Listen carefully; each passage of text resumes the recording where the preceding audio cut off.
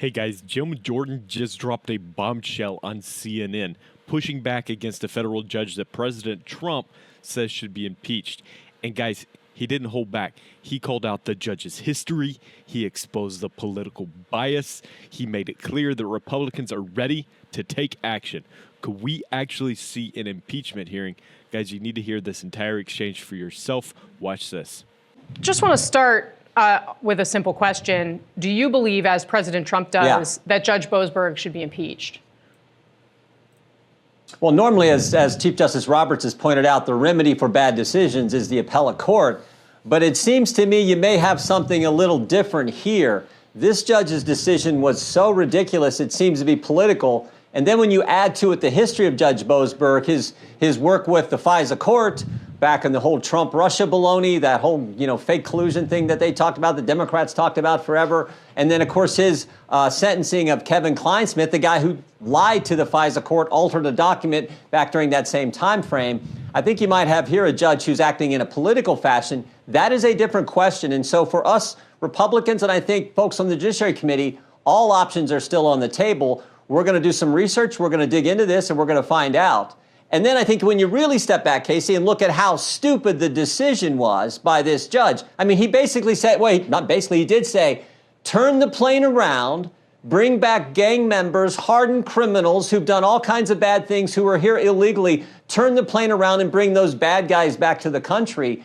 I think just on its face, this is ridiculous. And so it sure looks like the judge is acting in a political fashion. I completely understand the argument that people are making about whether the planes whether these people should have been deported or not. I want to get a little bit more clarity on what you're saying.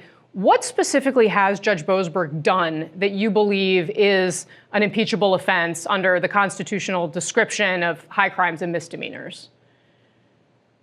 All I'm saying is if you're acting in a political fashion and not just, following the law, ruling on the law, and I would argue that, frankly, just his ruling in and of itself, remember, the Constitution is pretty clear. Article 2, Section 1, very first sentence says, power in the executive branch shall be vested in a president of the United States. The president has the authority here. Second, he followed the statute. Isn't there a major body of law that shows that he would probably be likely to win? Predatory incursion. And that he followed the statute. And then third, the president told the country he was going to do this. It's not like it's a surprise to anyone, let alone this judge. He campaigned on it and said he was going to do it. So I think when you put all that together, that's what makes this decision look so political on the part of Judge Boesberg. But Mr. Chairman, and we actually showed how many times the president said exactly that he would use this law when he was on the campaign trail. We showed our viewers some of that yesterday. So I do take that point. But given all these arguments, if you think that this is, and there is an enormous body of law out there, some of it built during the Bush administration, which I know, you were here in Washington during a lot of this, that suggests that the president actually might win this case on the merits in the longer term under the normal process. So if you're the White House, why not put that appeal through? Why not use the process that's available to you right then?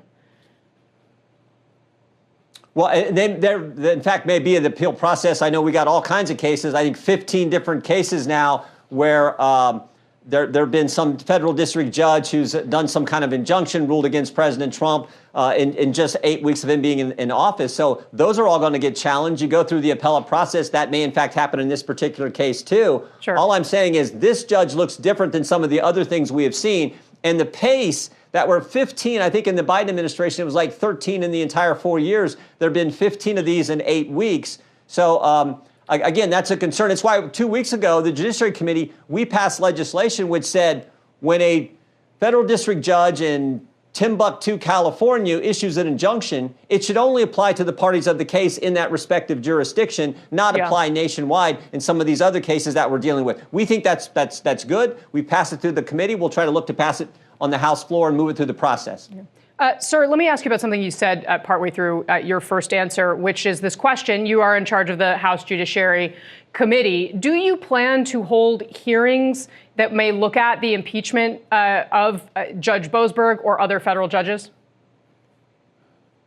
We're gonna hold hearings on this entire issue. The 15 injunctions that have been done in an 8-week time frame, Judge Boesberg decision. We plan on holding hearings, hearing from experts, talking about this whole kind of body of law, this whole situation. Again, everything is on the table. We're considering all options. That's why we pass legislation. There may be another legislative remedy we want to look at. But we do think it's important for us to gather information, get input on this issue. We're looking maybe even as early as next week having a hearing in one of our subcommittees. We're not ruling out anything. I never do that. Do you think it'd be politically risky to hold impeachment hearings for judges, considering the incredibly narrow House majority? Look, I'm not saying we're going to go there. All I'm saying is I think this is a concern.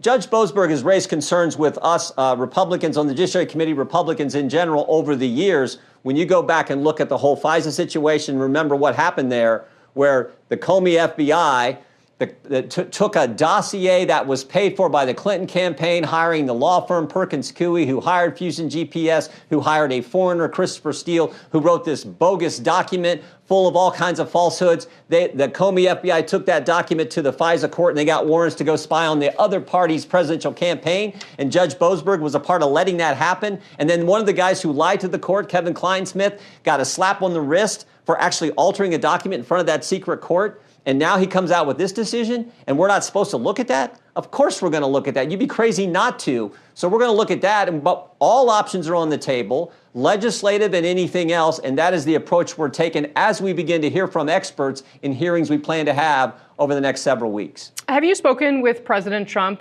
about this? I've not. I mean, I talk to him on a very regular basis, but I've not spoken to him about this particular issue. Maybe it'll come up. I'm going to see him later this week. Okay, good to know.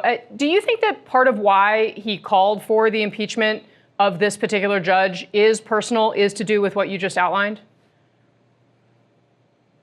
I don't know. I think it's probably because President Trump is doing exactly what he told the voters he was going to do. And you got a judge who says, turn the plane around, bring the bad guys back to America.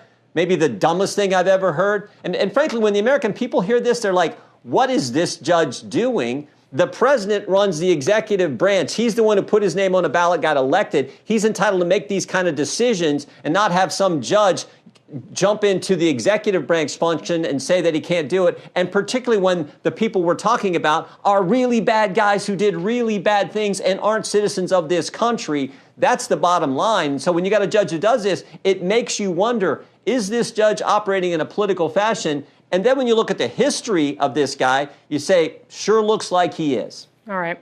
Congressman, Mr. Chairman, I want to ask you about something else a little bit closer to home for you, because there is a Republican primary in the gubernatorial race in your home state of Ohio. President Trump endorsed Vivek Ramaswamy. Do you support Vivek Ramaswamy for this post?